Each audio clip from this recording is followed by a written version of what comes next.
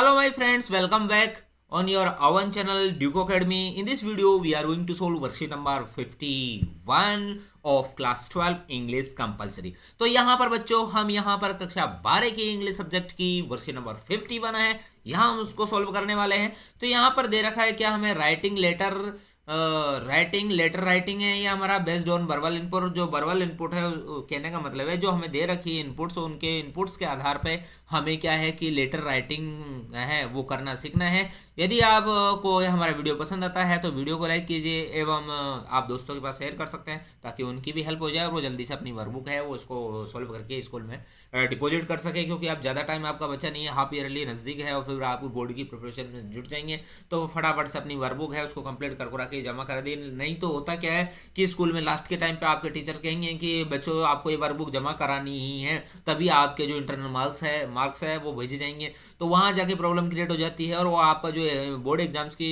तैयारी का जो इंपॉर्टेंट टाइम है वो आपकी वर्कबुक को फुलफिल करने में लग जाता है। तो इसलिए आपका जो इंपॉर्टेंट टाइम है जैसे जनवरी, फरवरी और मार्च का, तो वो बिल्कुल मार्च में तो एग्जाम ही हो जाती है, तो वो आपका बहुत ही इंपॉर्टेंट टाइम है वो इसमें चला जाता है। तो उससे अच्छा है कि आपके दोस्त है, आप भी सभी हैं, अपनी वर्कबुक है फटाफट से सर आपके सर टीचर कहें या ना कहें आप फटाफट से उसको कंप्लीट करके सर ये हमारी जो वर्कबुक है वो कंप्लीट है, आप डिपॉजिट कीजिए। तो ऐसा आप प्रोएक्टिव रूप से अपनी वर्कबुक है उसको कंप्लीट करके स्कूल में डिपॉजिट कर सकते हैं ताकि आप अपना पूरा माइंड है वो अपनी जो बोर्ड की प्रिपरेशन में है उसमें लगा सके। ओके, यदि आपको हमारा चैनल से के माध्यम से बोर्ड की प्रिपरेशन करनी है तो चैनल को सब्सक्राइब कीजिए एवं बेल आइकन को जरूर प्रेस कीजिए। जैसे ही हमारी वर्कबुक कंप्लीट होती है हम बोर्ड की जो है प्रिपरेशन है इंग्लिश की class 12th 10th and 8th की करवाएंगे। ओके, तो देखिए हम स्टार्ट करते हैं हमारा ये वीडियो। तो यहाँ पर देखिए फर्स्ट में क्या है, हमें बिजनेस लेटर है और बिजनेस लेटर में हमें किन किन चीज़ें हैं वो सब चीज़ें हैं आप यहाँ सीख जाएंगे। आपकी देखिए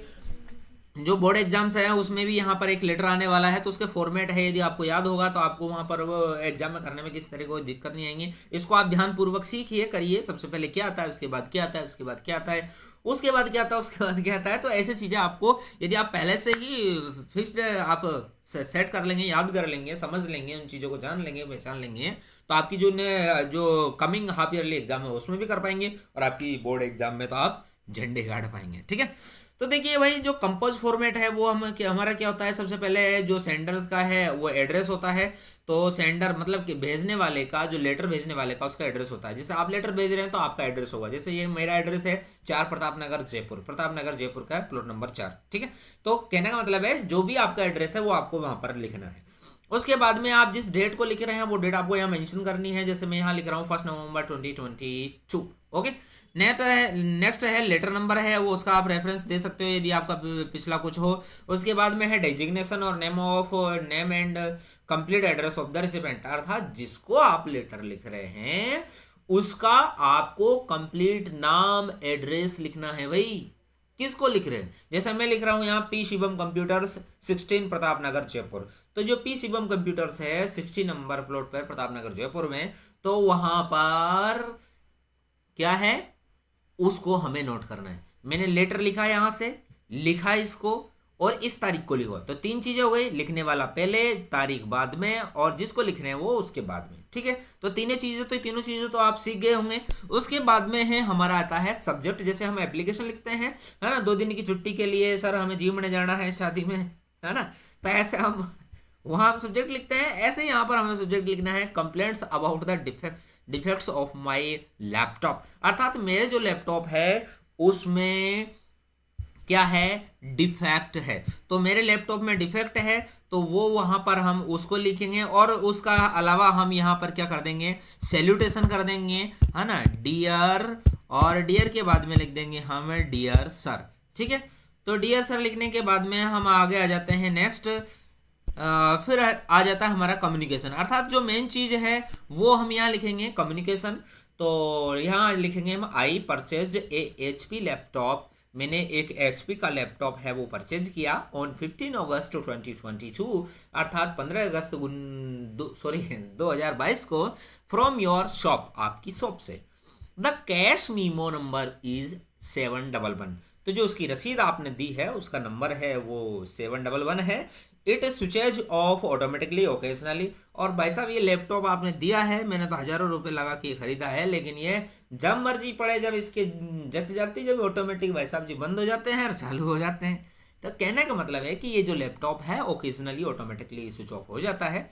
सॉरी, स्विच ऑफ में है। एक एफ और यूज करेंगे हम यहाँ पर, ठीक है, यहाँ पर एक एफ और यूज करेंगे, स्विच ऑफ। एक मिनट,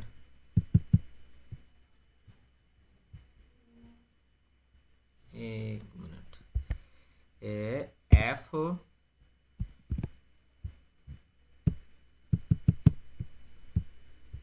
ठीक है, यहाँ दो एफ यूज करिए आप, है ना, थोड़ा सा, स्विच ऑफ।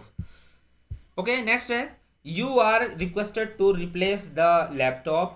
तो आपसे ये रिक्वेस्ट किया जाता है कि अभी ही मैंने लैपटॉप लिया है, इसलिए आप इसको रिप्लेस कीजिए एज अर्ली एज पॉसिबल, जितना पॉसिबल हो सके उतना जल्दी इसको करिए चेंज। आगे हैं होपिंग फॉर क्विक रेस्पॉन्स। तो मुझे इस आशा के साथ कि आप तुरंत जवाब देंगे। और एंडिंग में हम लिखेंगे योर फेथफुली, जो भी आपका नाम है वो आप यहाँ लिख सकते हैं, शिवांश, देवांश, जो भी है, ठीक है। तो आप भाई जो ये कम्युनिकेशन है इसको आप ध्यानपूर्वक देखिए। तो हमने जो मेन चीज उसको कहनी थी वो एक पैसेज में हमने कह दी। तो जैसे भी हम बोर्ड की एग्जाम्स में, हाफ ईयरली एग्जाम्स में जैसे भी हम लेटर लिखेंगे, तो वहाँ लेटर में इस चीज को आप ध्यान रखना कि एक पैसेज में तो जो बात हमने, जो समस्या है वो हमने लिख दी, ठीक है। एक पैसेज में तो हमें वो समस्या कंप्लीट कर देनी है, और सेकंड में हमें क्या कर देना है कि आपको करना क्या है। कहने का मतलब है समस्या बता दी, अब समस्या का सॉल्यूशन क्या कराना है, वो समस्या का सॉल्यूशन आपको दूसरे पैसेज में लिख देना है। बात आ गई समझ में। और तीसरे पैसेज में कि भाई इस आशा के साथ कि तुरंत आपको जवाब मिले या फिर थैंक यू, उस हिसाब से आपका यहाँ पर रेस्पॉन्स रहेगा। तो इस प्रकार आपके जो बिजनेस लेटर रहेंगे उसमें आप 3 हिस्से रखेंगे। उसमें लास्ट में हम लिखेंगे योर्स फेथफुली, और उसके बाद में आ जाएगा नाम। यहाँ पर देखिए इनक्लोजर का ऑप्शन नहीं दे रखा है, इनक्लोजर आपको लिखना है। और इनक्लोजर लिखना है तो उसमें साथ में है आपको क्या है कि फोटोकॉपी भी होना चाहिए, है ना। तो पी, है ना, तो यहाँ पर फोटोकॉपी, ओके। तो यहाँ पर फोटोकॉपी की स्पेलिंग है, पूरी नहीं है ना। तो यहाँ हो जाएगी ये फोटोकॉपी ऑफ कैश मीमो, अर्थात कैश की मीमो की है जो आपको रसीद मिली उसकी फोटोकॉपी साथ में उसके एप्लीकेशन के साथ में लगानी है। और उसके साथ में जो आपको गारंटी कार्ड मिला है तो उसको लगा देनी है। यदि गारंटी कार्ड मिला है तो गारंटी कार्ड, वारंटी कार्ड मिला है तो वारंटी कार्ड, ओके। तो इस प्रकार जो हमारी ये वर्कशीट है, वर्कशीट नंबर 51 है, वो कंप्लीट होती है। आपको हमारी वीडियो कैसी लगी कमेंट करके जरूर बताइए, okay. Thank you very much. एक नई वीडियो में फिर आपको मिलते हैं, फिर आपका स्वागत करते हैं। तब तक के लिए जय सिया राम, वंदे मातरम। आप हमारे ये वीडियो है दोनों चेक कर सकते हैं, और बीच में प्रेस करके आप चैनल को सब्सक्राइब कर सकते हैं। देखिए आप टच करिए बीच में, आपका चैनल का सब्सक्रिप्शन की जो लिंक है वो आ जाएगी, okay. Thank you very much, bye.